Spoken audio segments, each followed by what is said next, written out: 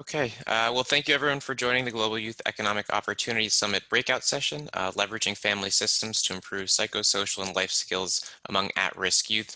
My name is Thomas LaFerre, and I'm a project manager at Making Sense International, and I'll be helping to support the technical and operations side of this session. So with that, I'd like to hand it over to our facilitator, Dr. Brown from Heru Consulting. Good morning, everybody. How are we doing today? So I'm very excited about this session. It's going to be a good time. So it's going to be interactive. It's going to be thoughtful. It's going to be creative. It's going to be wonderful. It's going to be the best one you've ever seen, if I have to say so myself. But so we're here to discuss our how our family-based therapeutic approach improves economic opportunities for at-risk youth. The program we're discussing were funded by the United States Agency for International Development and implemented by Creative Associates. And again, I'm Dr. Andre Brown with Heru Consulting, and I'll be serving as your moderator. So I've been working in this field for about 20 years with families to help improve outcomes for youth at an elevated risk level for engaging in delinquent behavior. For the past 2 years, I've been training and advising the family counselors who implemented the Creative's family-based program, Family Matters, in St. Lucia, Guyana, St. Kitts and Nevis. And so throughout the day, we will, or within our time, we want to definitely encourage you to use the chat feature. We will also have some polling questions that we will post, and feel free to respond to those, and we'll be able to integrate that into the session. And my colleague, Alex Simeonens, should be moderating the chat box and will pass along questions to myself and the other panelists. And so she also may reach out to you directly through chat to ask you to ask your question at a later point in person, that way make it more engaging at the end of the session. So with that being done, let me introduce our panelists. First, we have Dr. Eric Alda with Creative Associates International. And Eric will draw upon a robust body of qualitative and quantitative data gathered over 6 years of implementation in 6 different countries across multiple USAID-funded programs to explore the impact, challenges, lessons learned, and outstanding research questions. So we'll also discuss how family-centered model and assessment tools have evolved over time. And we also have Ms. Michelle Delacoudre-Blake with the government of St. Kitts and Nevis. And she's going to offer government policymakers perspective and discuss how she and her team implemented the project and created a sustainable process in terms of resources, policy reform, and scaling.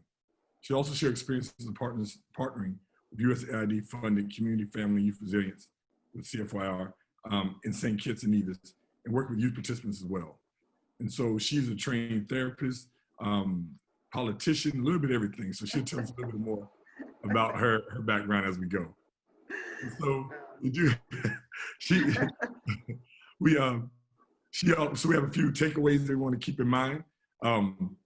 We're going to definitely focus on how family-centered violence prevention programs can improve economic opportunities for at-risk youth. So you'll hear a lot about empowerment, economics, job skills, all those types of things. So that's the theme we'll be having today. We're also going to definitely talk about how we use data and polling and tools that we use to help validate information coming from the target population and the methodologies that are associated with those. So keep that in mind as we're moving through the different pieces. So as you'll see, as we're going, you see poll questions popping up. So a lot of movement is happening, but we definitely want to keep the energy up. So to describe briefly a little more about Family Matters, it's a family therapy-based program, and it looks at targeting youth between ages 8 to 17 who are living with their families. And so how we view the families, we look at the family as the center of the community. We look at that as the center place where kids are developed and grow. And a lot of the traits and characteristics of the family are definitely reflected in the youth, and also the youth inform that family. We look at the family as being something that is there, not looking at what's missing. And so we look at the family as what we see in front of us, all the beauty, the resilience, all the confidence, and also some of the struggles they have, and recognize that the majority of the solutions that we have are going to come from the family, and the families are going to also guide us through the process of healing and supporting them. And so it's an innovative model We've developed, again, with the funding for USAID, to look at risk youth. And so we know a lot of times even the term at risk doesn't necessarily describe the families that we're talking about. It's a term that's used for jargon within industry, but we don't really look at our kids at risk, because then it becomes a matter of these are kids or families who are living in communities that with greater support would be more able to sustain themselves and to overcome any obstacle that comes in front of them. And so they're at risk of doing, I'll just leave it there, and we can discuss that a little more about how we frame our families. So family counselors take the lead in working with the families to improve communication and cohesion. They also help with the soft skills, such as emotional, self-regulation, self-esteem, and goal orientation. And so it's a family-centered model, working with family counselors who then will go and engage with the families and then work with them over about 7 to 9 month period. And that's kind of the target area. It's a phase model. And so each phase is defined by a very particular task that should be done and certain outcomes that we like to reach that will build on each other and kind of scaffold as we go. And so in doing so, we look at genograms, which are like family trees that make relationships, that we track relationships. We also engage in pro-social activities, which involves a lot of creativity with the family, within the interior of the family, and also coaching them to go out into the community to engage more. And we also do a lot of coaching. And so coaching meaning we work with the parents, we talk with parents about strategy, about how to get different angles. We also work with the youth and other members of the community to help them understand how to engage with the youth and create opportunities that are going to be long-standing. And so some of that coaching takes place in individual sessions with the youth, in family sessions with the nuclear family. And we look at the family as anyone that is, anyone that the family considers important, key, critical people in their lives, and not necessarily defined by blood ties. And so as we do that, we help everyone focus on everything from school to family activities, to looking at careers, to looking at job placements. And we start to see that residual effect of as some of the young people begin to engage in the process, because we're engaging the family from the beginning, everyone in that system benefits from the program. And so we'll hear a little bit more about that as we go. And so, again, it's an evidence-based approach, which looks at being rigorously validated and using the data that we have from the very first contact with the family, from the referral all the way through engaging them in the intake process, as well as there's markers and assessments that we use throughout the process. So, and then at the end, there's also a reevaluation of the youth. And we reevaluate the youth as a symbol or one touchstone that represents the microcosm of the family. And so there's multiple assessments that are going throughout the process, but we definitely have clear, defined assessments that we use throughout. And we'll hear a little bit more about that from Eric as well.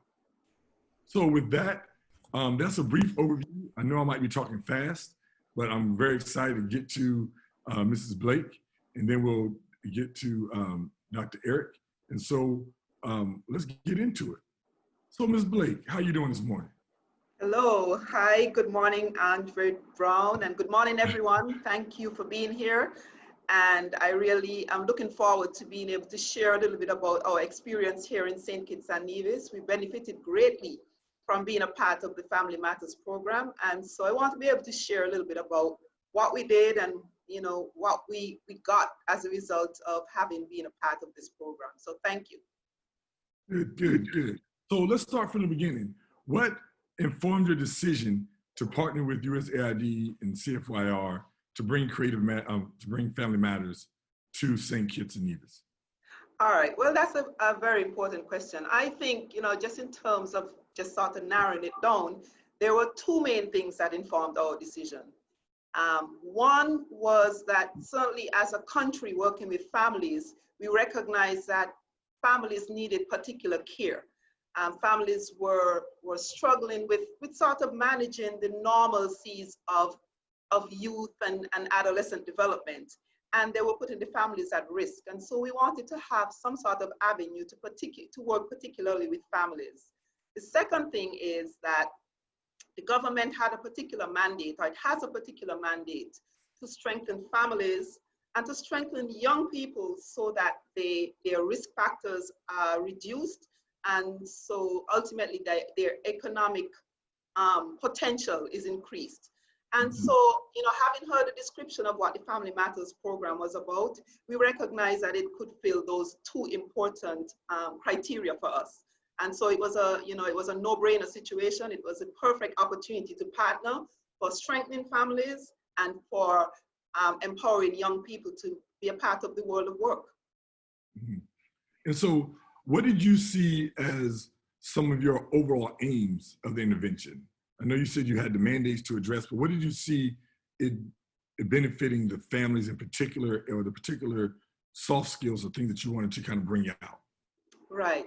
We wanted for families to find a place of strength and of empowerment. So that was important. We wanted to make sure that families found a way to, that parents and the elders in families, we wanted to make sure that they found a way to manage their families in a healthy way. We wanted to make sure that families found resilience. And I think that is the bottom line, just the resilience, just making sure they found a way to bounce back. And so under the resilience, we're talking about making sure that they communicated properly in families, making sure that that we encouraged language, how they spoke to each other, making sure we encouraged, as you said, development of soft skills, how they negotiated, how they managed conflict, how they made decisions. And so we felt that, you know, just overall in terms of what we wanted to do, if the family found how to do that and how to do it well, it would mean, you know, there would just be a sort of domino effect in terms of the strengths and the good things that would come out of it, especially for the young people. And that is actually what we found happened. So that was our overall goal, our overall aim, and we had successes there. So we focus more throughout this conversation on looking at the economic impact. And so how did you see the program building a foundation for workplace success, educational attainment, entrepreneurship? How do you see that played out with the youth and the families? All right. Well, certainly workplace success, economic development, all of those things, school development, all of those things, we recognize there must be a foundation for those things to be realized. And the foundation comes from self-management, regulation of self, regulation of mood, being able to sort through and sift through and manage some of the normalcies, some of the normal stressors, manage anger, manage conflict. So basically what we're saying is, if the youth is able to manage himself in a way that is pro-social and effective, it means then that he is going to be able to achieve success in the areas of life that he's in, whether it be school or work. And so for us, the connection was, the more the youth is able to manage self, build esteem, build confidence, build resilience, those are things that could then translate into workplace success and school success. And that is, you know, that was our ultimate hope. And so how, do you have any, I know we have a video, but what are some other, we're going to get to a video in a second, but what are some examples of how you see that playing out beyond what we're going to see here? And then you can introduce the video. Yes, I mean, you know, when we speak with the family counselors, there's so many anecdotal stories that they tell about the things that they're working with in families, and the stories that they have about how their work with connecting families and strengthening families and translated into other things. And I could think of one particular one outside of the video, where a young man was pretty much disconnected from his family, and there was a lot of conflict between himself and his mom. He felt that his mom didn't understand him. She felt that he didn't understand her struggles as a mother, and so there was a lot of conflict. The direct work of the Family Matters counselor got them to connect and to relate and to start communicating and to start understanding. And it was within that environment that he was able to understand that his mother's ultimate wish for them was for them to achieve economically and otherwise. And so it was through that relationship that they were able to get to that. Having gotten to that, the young man was then able to appreciate that what his mother wanted for him was in his reach, which was economic empowerment and so forth. And so healing that relationship allowed for him then to have a commitment and make a commitment to excelling in what he was doing.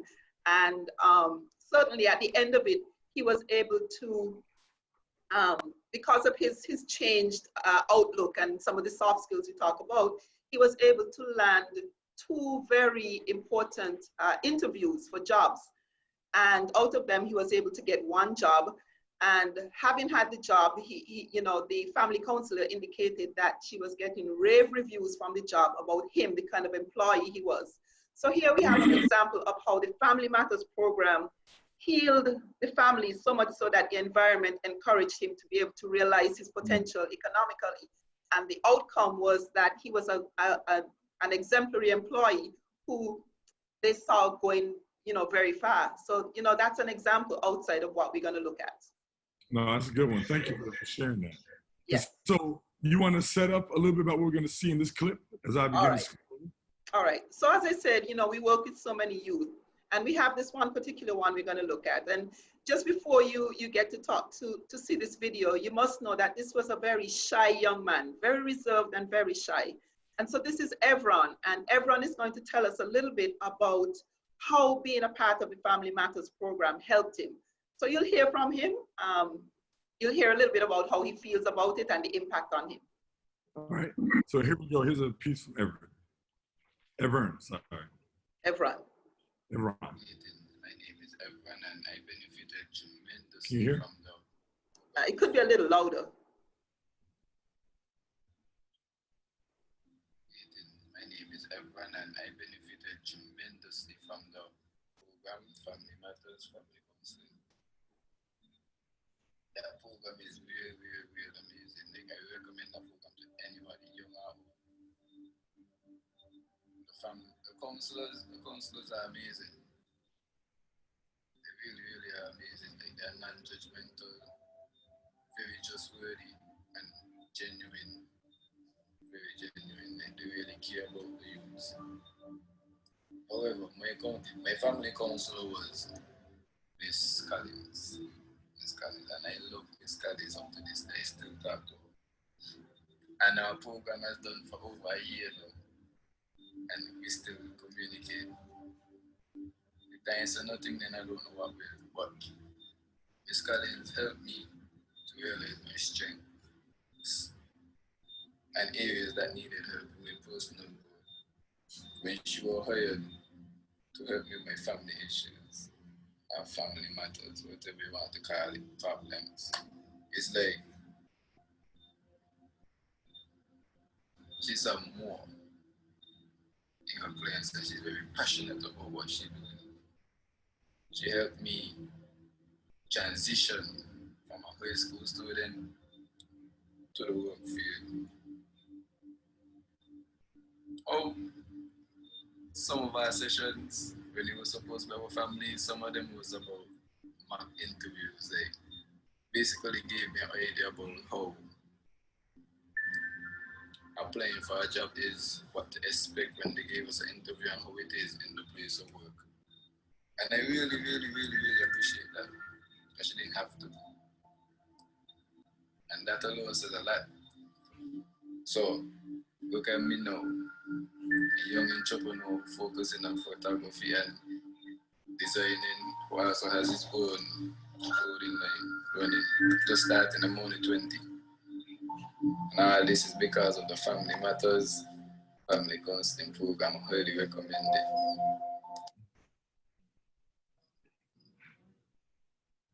So that's good. That's good. It's good to see them, and actually some nice designs he has there. Yes. So Dr. Alda, what are some of your thoughts or reflections after viewing the video? What is it sparking you? Thanks for the question, Dr. Brown. Isn't that a beautiful video? See a young man who projects confidence, self-confidence, who is thankful about the relationships he has made through the family counseling program, who is thankful about the relationship he has developed with his, family counselor, who has now become a mentor.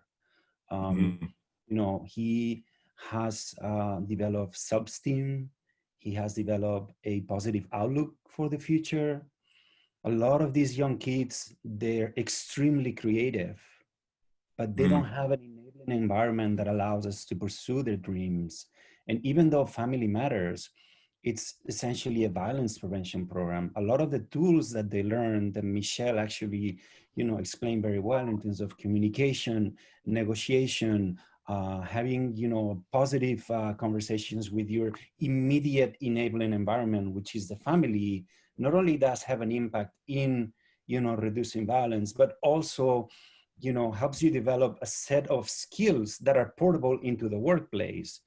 So, this kid is able not only to, be confident about himself and what he's capable to, but he has the skills to pursue his dream of being an entrepreneur. And I agree, the designs that he has hanging there, they're pretty cool. So it's nice to see, an example like this. But as Michelle was mentioning, this is the average.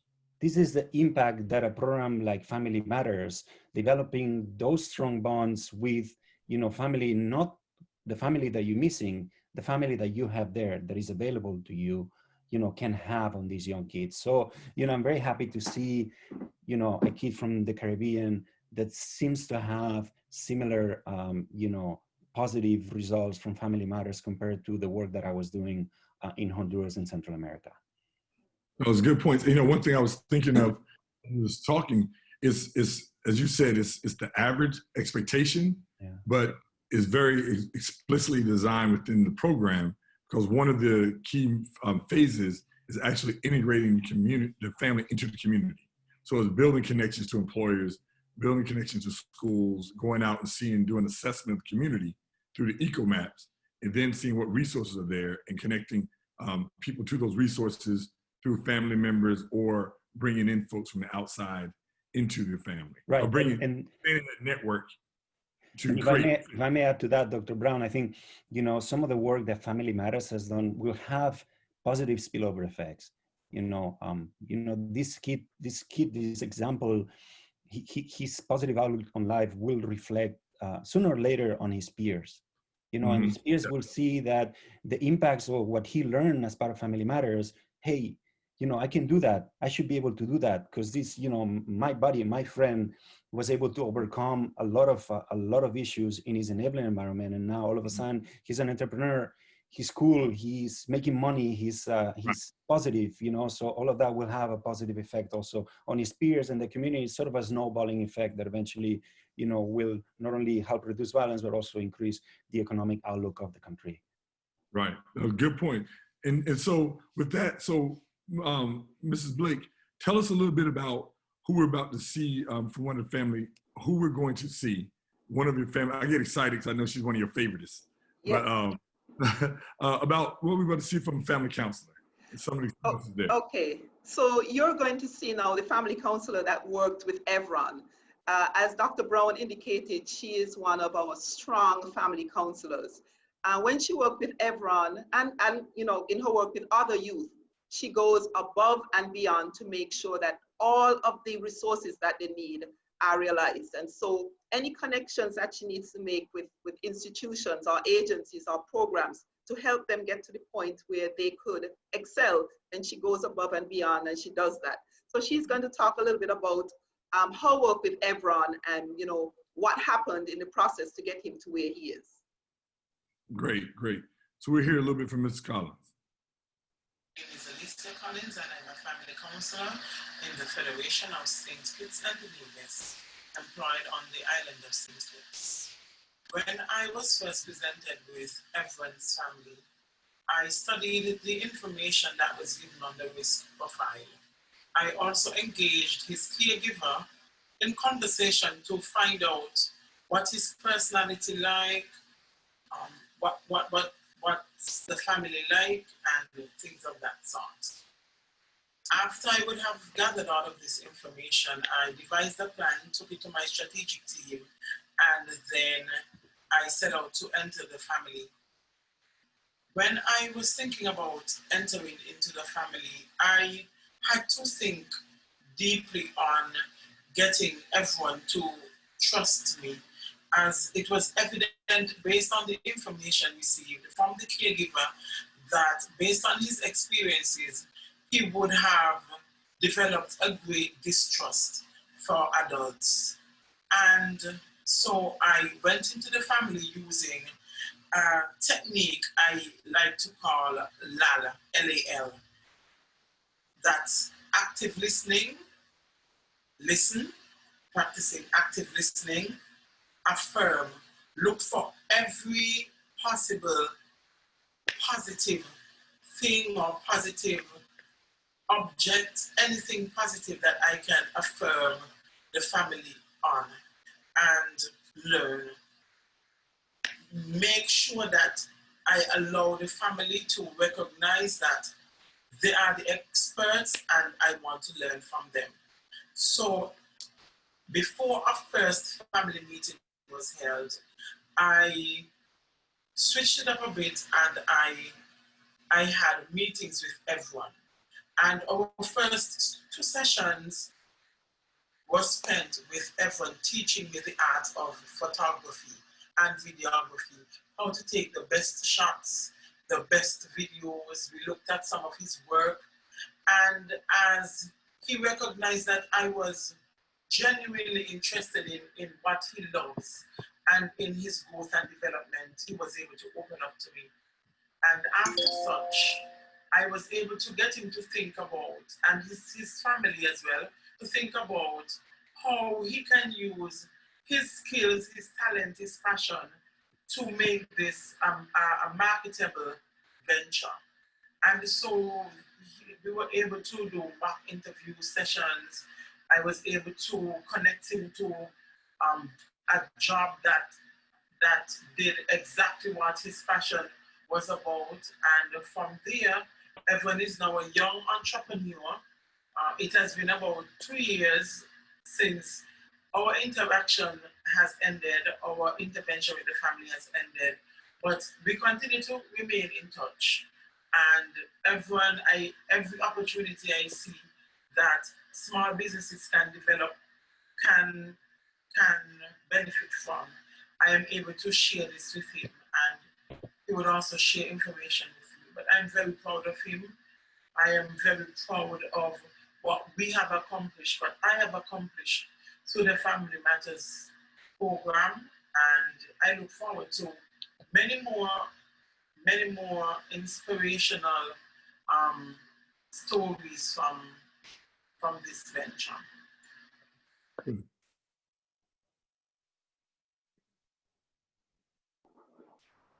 So any thoughts, Mrs. Blake, after viewing it?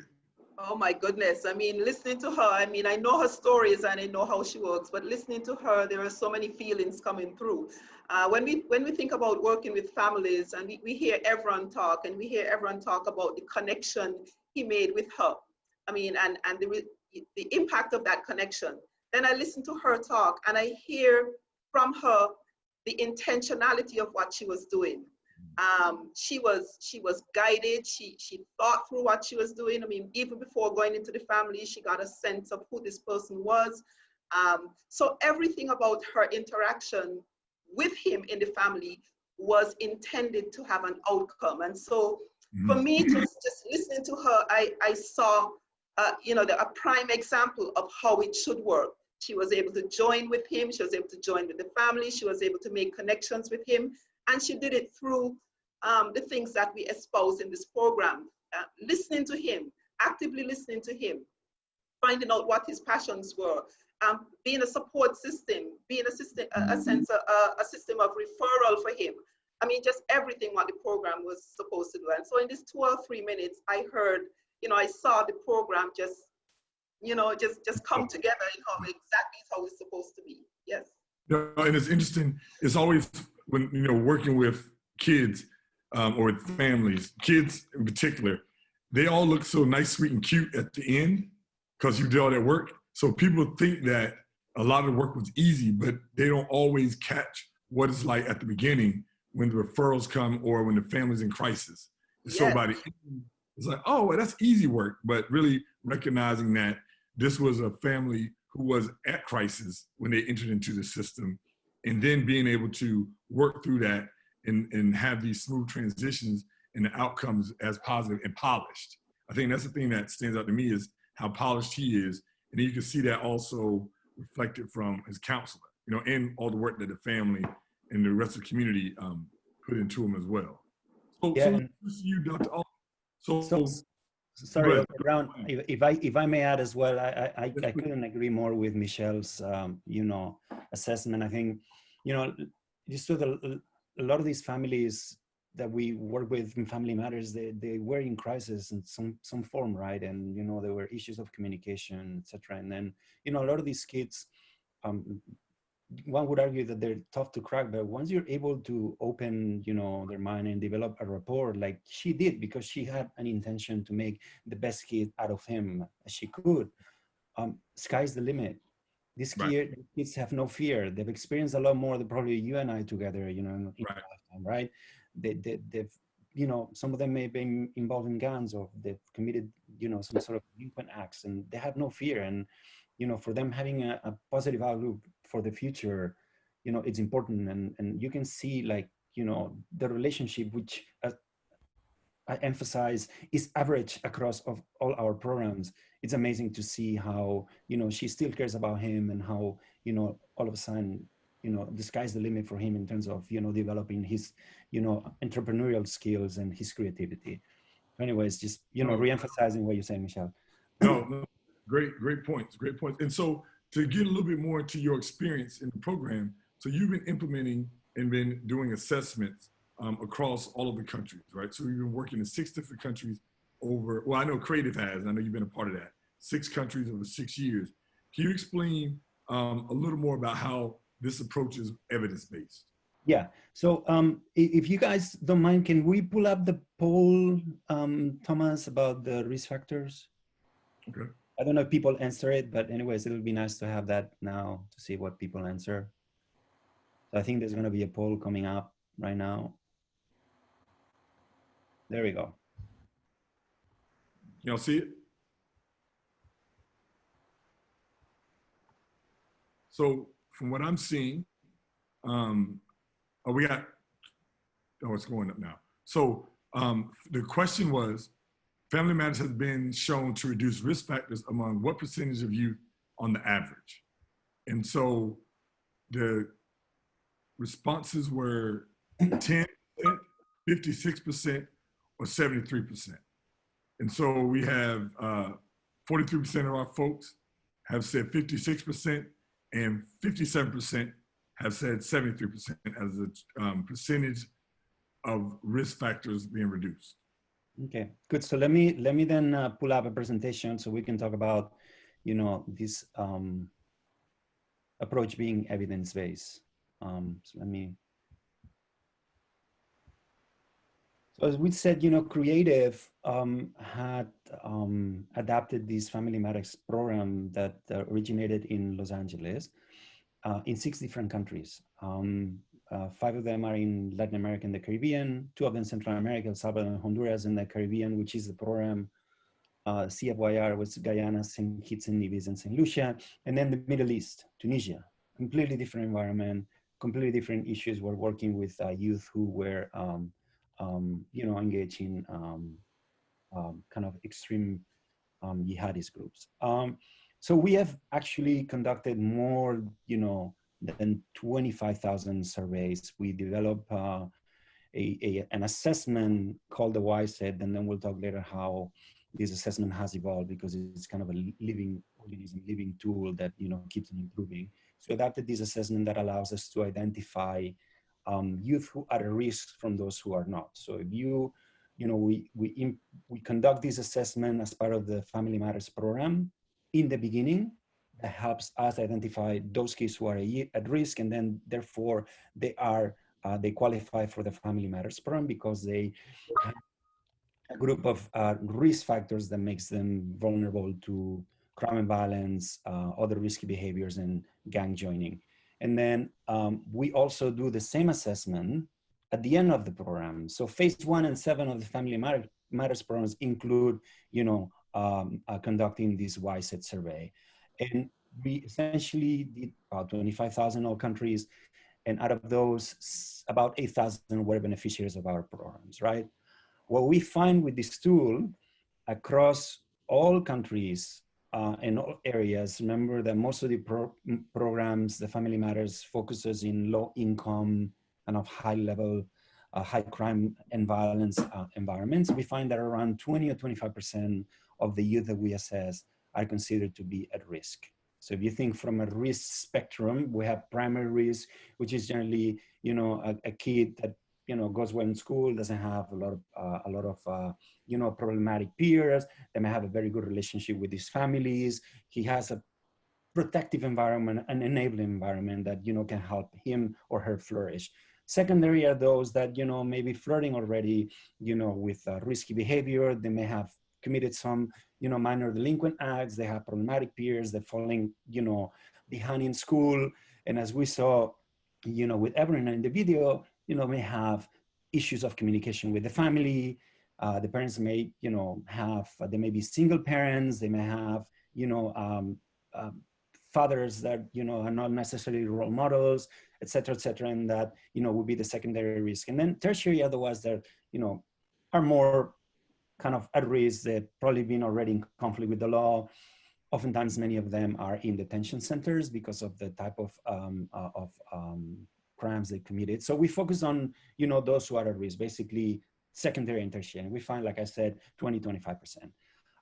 It is true that most of the studies that have worked on youth at risk, particularly in Latin America and the Caribbean, even though Family Matters is a violence prevention program, they find that, soft skills play a critical role, not only reducing risky behavior, but also in developing this set of portable skills that are, important for, your future economic activity and being a healthy and productive adult later on, right? So we're talking about high order thinking, self-esteem, being able to communicate, being able to negotiate.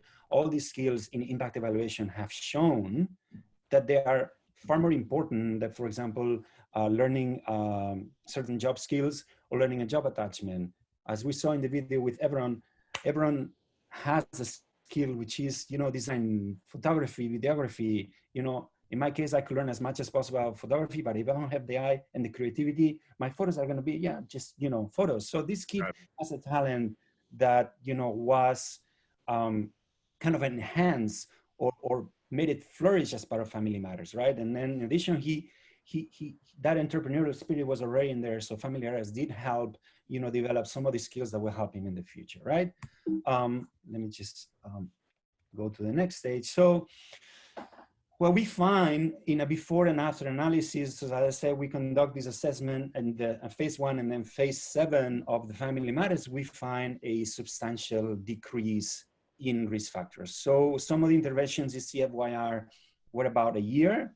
In Honduras and El Salvador was a 6-month intervention of Family Matters. And what we find is that 73% of youth beneficiaries experience a drop in risk factors compared to the baseline data, which is the assessment we do at baseline. So a bunch of you, I think it was like 57% responded correctly the poll question.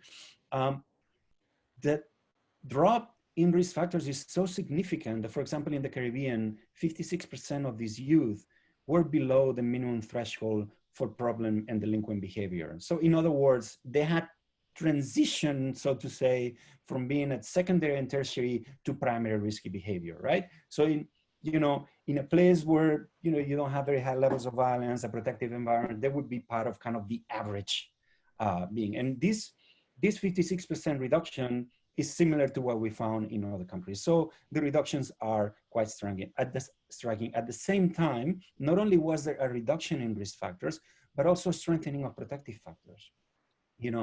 Their relationship with their families were improved. We have evidence from everyone, which is similar to other kids.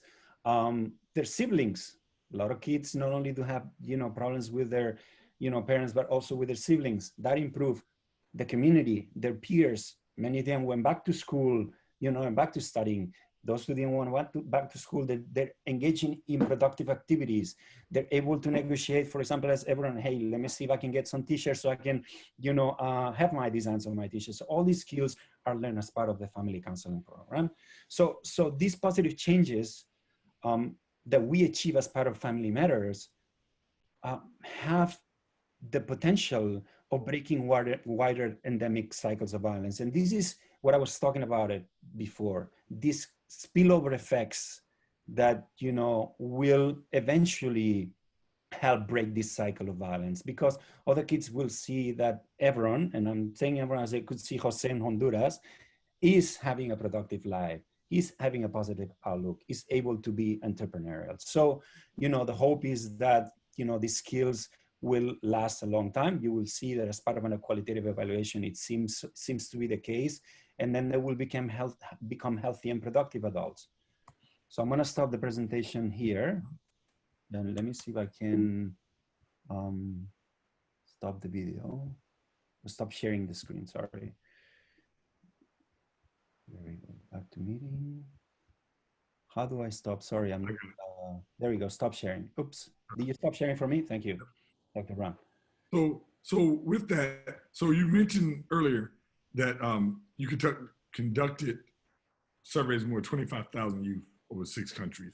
What is the consistency in the percentage of youth who are at risk and the percentage of youth who experience reduction? Tell us about the assessment tools. So yeah, so this is what I think has been a positive finding for us.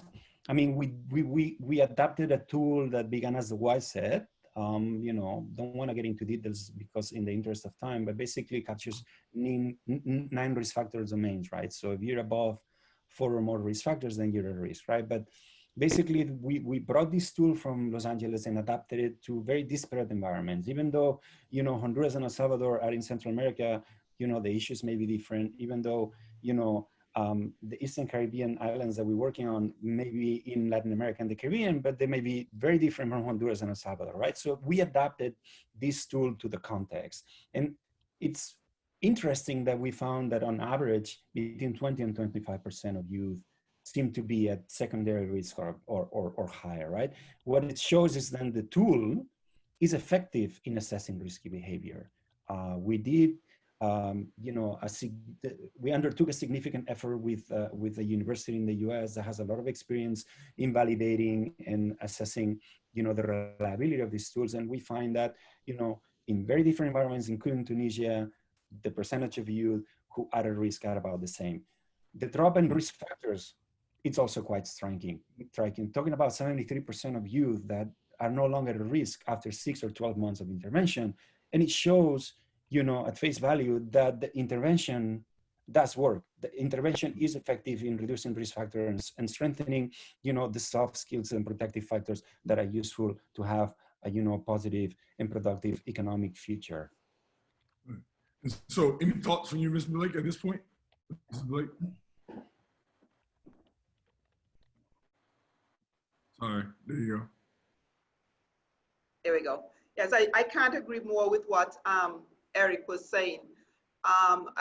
Just to see those figures. I mean, certainly when our family counselors in St. Kitts saw the end result YSET, the end line YSET figures, they were so overjoyed because it meant that all of the things that they had done with youth, all of the work they had done with youth, and to see it sort of actualized in a figure, the reduction in risk factors, just really just made it feel so useful and successful to the family counselors that work.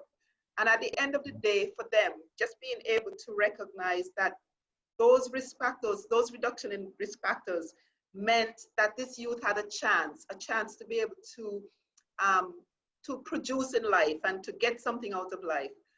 So for us, that was something that was just very empowering. That was the most impactful thing, I think, for us, just actually seeing the numbers, the reduction in risk factors. So, everything that Eric said, I just totally agree with.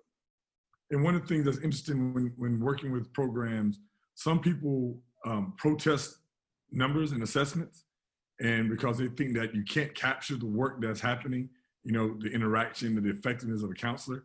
And I think one of the things I value with this project is that you have the assessment, but you also have the qualitative data that go along with it, so that if there is any discrepancy, we can figure it out. But it is validating as a family counselor to Yes. recognize that what I've been telling you actually shows up through the assessment. So now I have data to back up my own work and my own effectiveness, which Exactly. is a perspective to have when Right. you're doing this work where it's very hard to tell what are the outcomes, right? It's like, Exactly. am I really doing a good job? It's like, we can tell you in a couple of months. And we have other assessments throughout the process.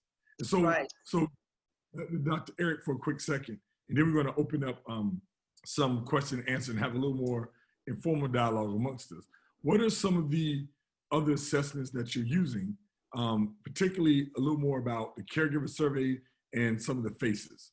And can you explain a little bit what they are and how those assessments fit into this overall project?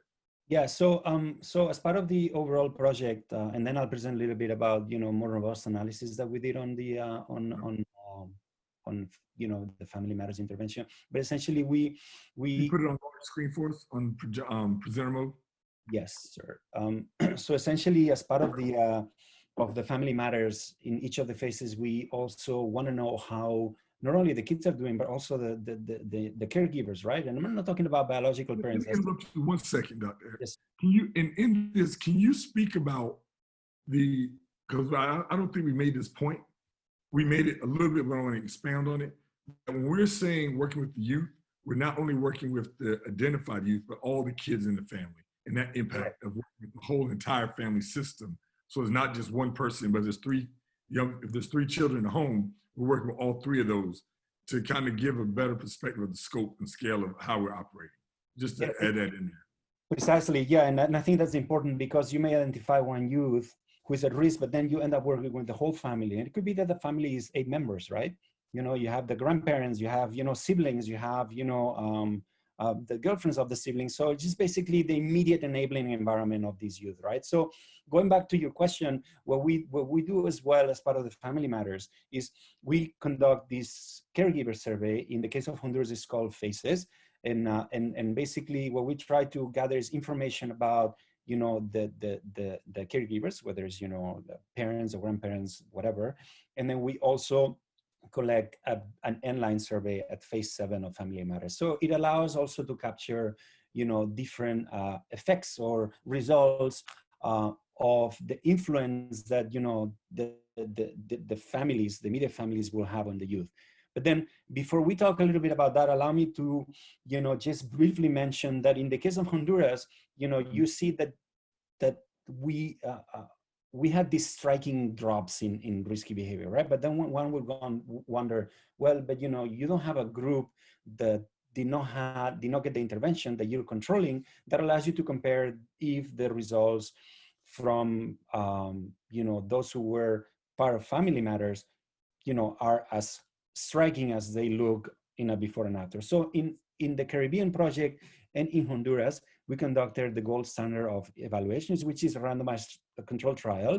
And some of these youth who were assessed as being at risk were randomized into a treatment and control.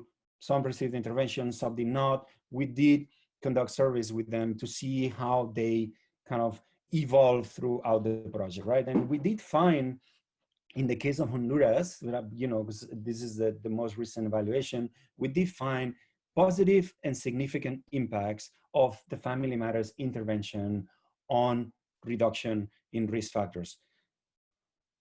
Now, also, what we found was that there were certain what we call direct and indirect effects of the immediate family also in reduction in risk factors. So now we're talking a little bit about the FACES survey, right? So as I said, we collected 2 types of data, the YSET to assess youth at risk, and then the FACES to assess family members. And we did find that, through the FACES, that the caregivers also showed significant improvement in communications, skills, negotiation skills, family coordination, etc. And that both directly and indirectly had a positive impact, not only in the reduction of risk factors among youth, but also in the reduction of delinquency. So this was very strong in Honduras. So essentially, one could argue that family matters and the soft skills that, you know, the kids learn together with their family, and we're talking about, it could be a very large family, has impacts in reduction of risk factors and also in the reduction of delinquency, in addition to all the improvements in self-esteem, you know, negotiation that helps them, you know, have a positive impact from an economic point of view. Good point. Good point. Anything else you want to add in there? Could I just also just sort of Jump on is that okay? If I could jump in? Yeah.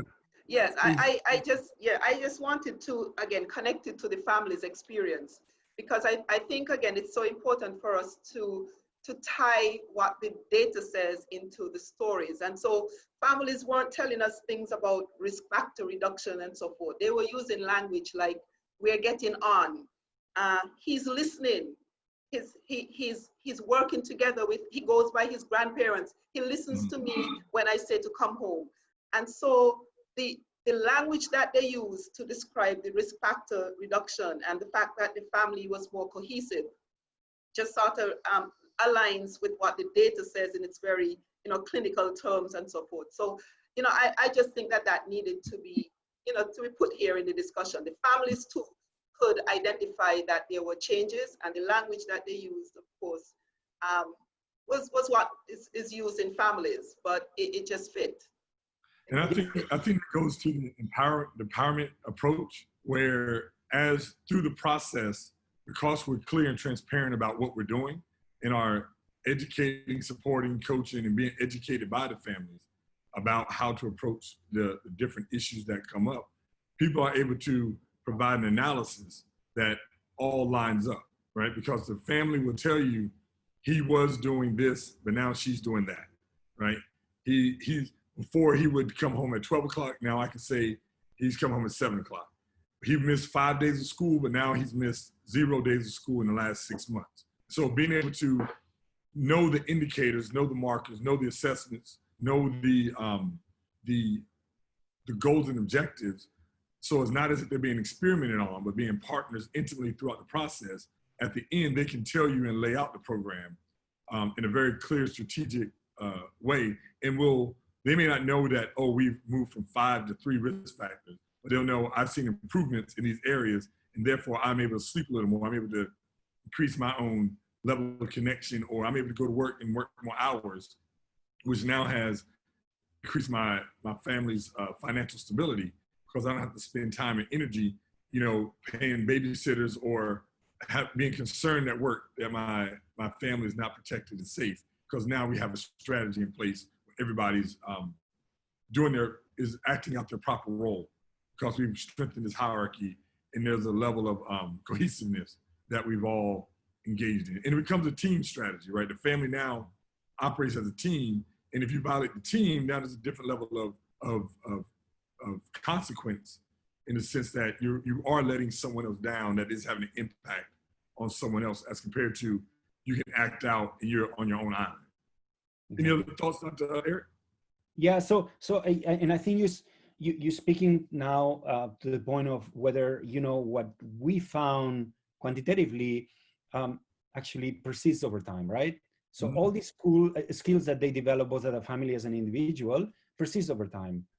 So in the case of everyone, it's been 2 years, and, you know, he seems to, you know, keep moving forward, and, you know, he's doing well in his business, et cetera, et cetera. So in the case of Honduras, we had a lot of quantitative information from, you know, the before and after, and then the randomized control trial. But we wanted to see, okay, are these skills, these soft skills that are so important, persisting over time? So we conducted a qualitative survey. We could, you know, draw a subsample of the families that had been done with the program between 6 and 12 months. So essentially, it was maximum a year after they had, you know, undergone the intervention, and then see if these skills persist over time. And what we found was essentially what you were just discussing. The family works as a team. The family now sits around the table together. It may seem meaningless to a lot of people, but it's hugely important for these kids. These kids now feel that they're able to communicate with their parents. They're not going out at night as they used to. They're not missing any days of school. You know, they're out actively negotiating or trying to find jobs if that's what they want to do. So all these different aspects that the intervention found from a quantitative point of view, we provided depth to it with the qualitative findings. And it seems that even a year or a year and a half later, after the intervention, these skills continue to be applied in the family. They're sustained. Yeah, and that's hugely important, you know, for the youth's perspective, because that's what's going to help him find a job. That's what's going to help him retain a job, not only in the medium term, but also in the long term, because he has been able to integrate those skills as part of a lifestyle. Exactly. Right. And so let's we've been monitoring the chat with Alex, and we want to just open it up a little more.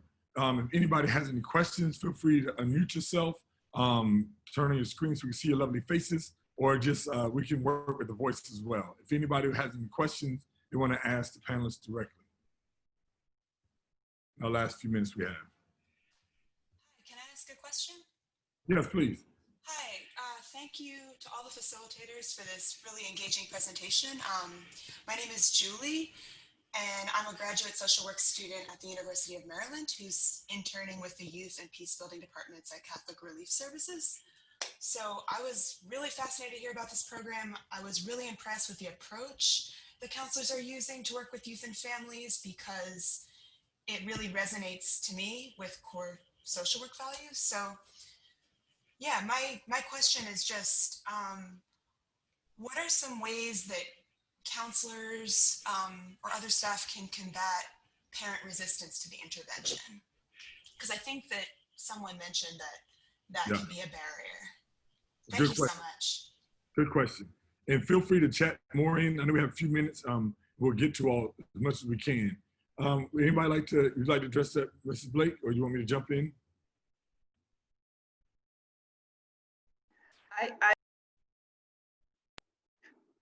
I know that whenever we had our supervisory meetings, so supervision meetings, and we encountered resistance, the family counselors always remember the things that yourself and Guillermo told them. And that was, don't look at resistance as a problem and something to sort of push you away from the family, but look at resistance as the fact that perhaps we weren't meeting the family's needs.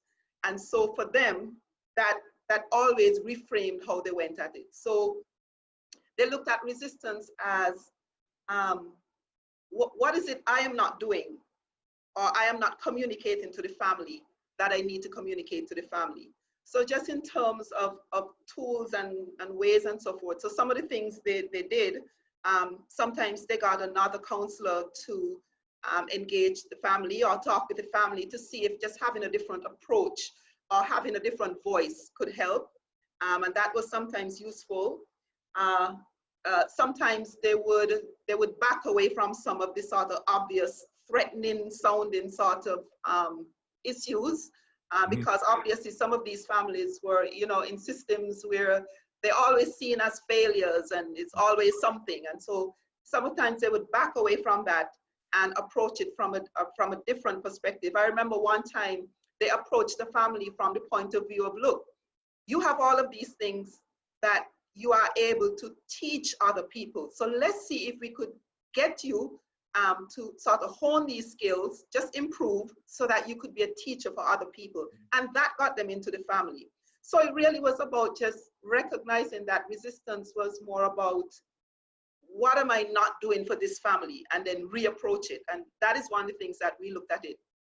That's how we looked at it here. And one thing that when you said that, it reminded me, it's always interesting that families have to sign up before the intervention starts. So therefore, someone made contact, someone has agreed to committing to it, even if they don't know all they're committing to. But then we get into the space where the counselors or the folks are interacting, and they back up, then it really causes the question, not the family's motivation, but as Dr. Michelle Blake said, is being able to figure out what are you doing to sell this product. And if this product is, we're here to help support you, am I coming to you in a way where I'm helpful and supportive, because they already said they need it, right? They signed up, and you're there because of someone wanting or seeing the need. So I think a lot of it is using that language that's empowering as well. We don't use language that says at risk. We don't use risk factor. We don't say antisocial. We have that from a language base, from a professional standing, right? Understanding what we're gonna look at when we look at data and what the indicators are, but it's always looked at, how do we support, how do we engage, what do you need more of, and can I serve you right now in the best way possible? And as we go over time, we're gonna come up with a new strategy. One of the other things that happens early on in the program is after the first month, we reconnect and re-strategize on identifying new goals. And so we have our initial stated problem, but then we renegotiate that whole process and say, now we're meeting again, we have a little more time, let's think about what we're really gonna focus on. And that's happening, that's constantly being renegotiated throughout. The other thing I think is for resistance is being able to show that everybody's gonna impact from it. We're gonna have a positive impact. If I'm sitting there watching you work and my brother's going to school, but I'm not getting any support, then I'm gonna sabotage that, not even knowingly, I may not be as active in it as compared to, oh, I'm getting benefits as well. And so I think it's a constant thing, I think it's Julie, that you constantly are working to figure out how do we serve, what's the angle, back up, retreat, but also know that the things that makes the family successful are the same strategies that we use when working with those that are most difficult. Right. Thank you so much. Yeah, that's really, it's a lot to chew on, so thank you. And if I may add to that, I think it's important also to highlight the work of the counselors, right? Because as I said, we had like about 8,000 beneficiaries, and even though the Family Matters has 7 phases that are well kind of outlined, it's 8,000 different treatments. Yep. Because every approach, every negotiation is different. And being able to see how one family counselor speaks about one individual, which is the average across the country, tells you how committed and the goal of the counselors is to change the lives and making sure that these kids, and also the families, but the focus was on the kids, to have skills that can last a lifetime. And I think that's very important. And the lessons learned from Family Matters in the Caribbean, in Central America, in the Middle East and North Africa, you know, are useful for us to keep adapting, to keep evolving the program and the tools so we can continue making an impact on these kids and their families. No, that's right on, right on. And so we're actually coming to the end of our time. I think we're a little bit right over, but just want to say, is there any major pressing questions that are out there? We can maybe spend one more minute to get that answered, and then we'll close out. Any other last questions and thoughts that people didn't get a chance to type in?